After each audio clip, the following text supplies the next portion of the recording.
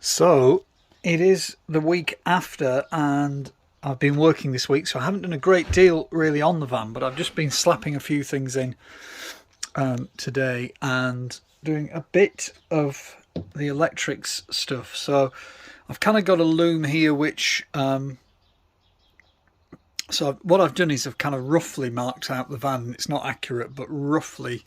And I'm just going to be following pretty much what everybody else does with these to make it as easy as possible. I've ordered the furniture that goes down there. So in this bit here, there'll be the fridge, and then there'll be the water, clean and waste water, and I'll have the 240 consumer unit, this 12-volt fuse box, the earthing bar there, and the main 12-volt cable that comes up from the leisure battery, which is currently plonked at the back there at the minute. Now, part of the problem is I have a 6-week lead time on the furniture that I've ordered from Custom Shop Design. There is a 6-week kind of waiting time from the day you order it until the day they have it ready for you. I've paid a little bit extra for them to assemble it for me as well, so I'm hoping that I drive there and pretty much they lift it in and it kind of more or less fits. But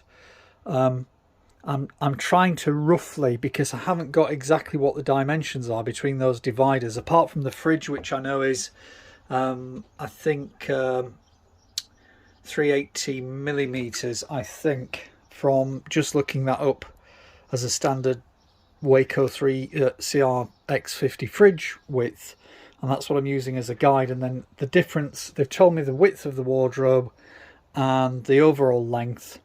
And there'll be a bit of, does it move that way an inch? Does it move that way an inch? Depending on how the battery fits when we get to actually getting hold of the unit and me seeing what the whole thing actually looks like. But in that space there will go the gas.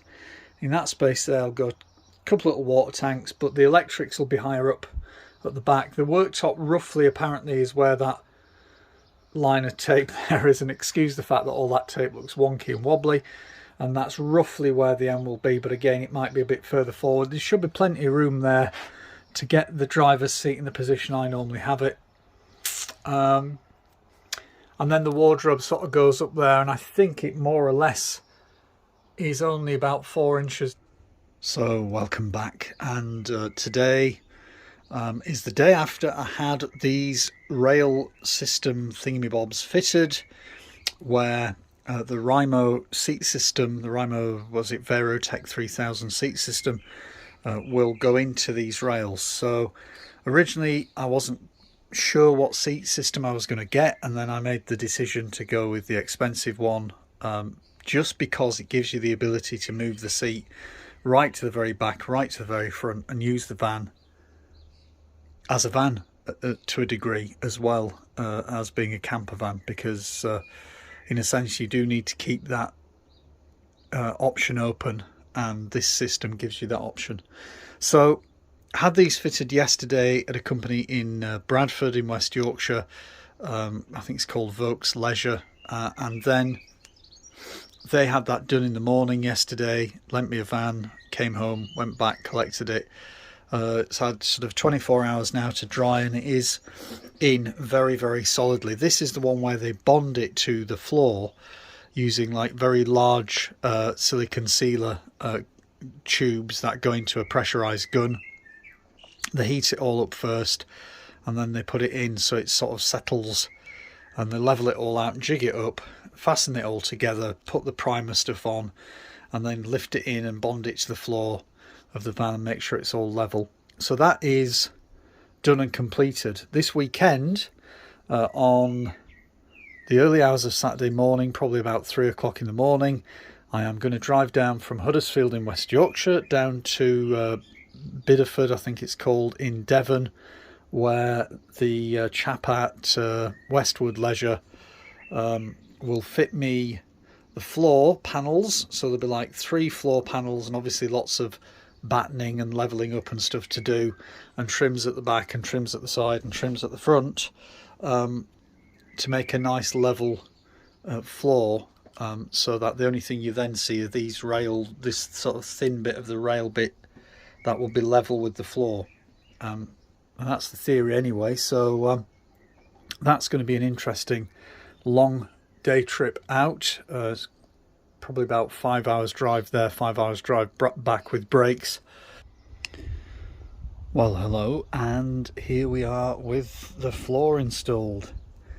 I spent a whole long day yesterday. Got up at 2 in the morning, drove all the way down to Biddeford in Devon, and got John at Westwood Campers to install this floor for me. So basically I think in the previous video I mentioned that I had these rails installed at a place called Vokes Leisure across in Bradford in West Yorkshire, and then I needed to get the floor installed, and John down at Westwood did a fantastic job on this yesterday. It's quite an expensive thing. I mean, just for the wooden floor bits that go in here and all of the trims and stuff that have to go around it, that was £840 yesterday for those things to be done. Also, it cost me about £140 in fuel because I drove all the way down and back, and this van seems to be doing motorway speeds about 33-34 miles to the gallon, so not really that economical, this 199 brake horsepower 4Motion version of the van. Not necessarily economical. Fast, nippy, drives really well, but at a price. So yes, so now we've got the floor installed. I have a couple of jobs that I need to do. I need to sort this trim out here. John left this trim off for me, and basically you can see there it's like a chipwood floor with like a laminated surface. Don't know how strong that's going to be over time. And then he put this extra trim in at the bottom here, which actually that's just a little bit loose there. And then I had to put this lower step in. All looks a bit dirty, but it's a brand new step. I had to put this lower step in yesterday. I had to buy this lower step and he put it in yesterday. Now of course, because I've done that, I've now got gaps here in the carpeting, so I'm going to have to work out a way of neatly patching that up. It's funny, isn't it, with this campervan business? You start with one job and that then creates another. This is the wire for the LED light, and what's going to happen is I'm going to get an LED light strip on the bottom of that trim there, and then when that's bonded in place, if I can get that right, when that's bonded in place onto that, oh yes, it goes in nice and easily. It's not going in nice and easily. Right, okay.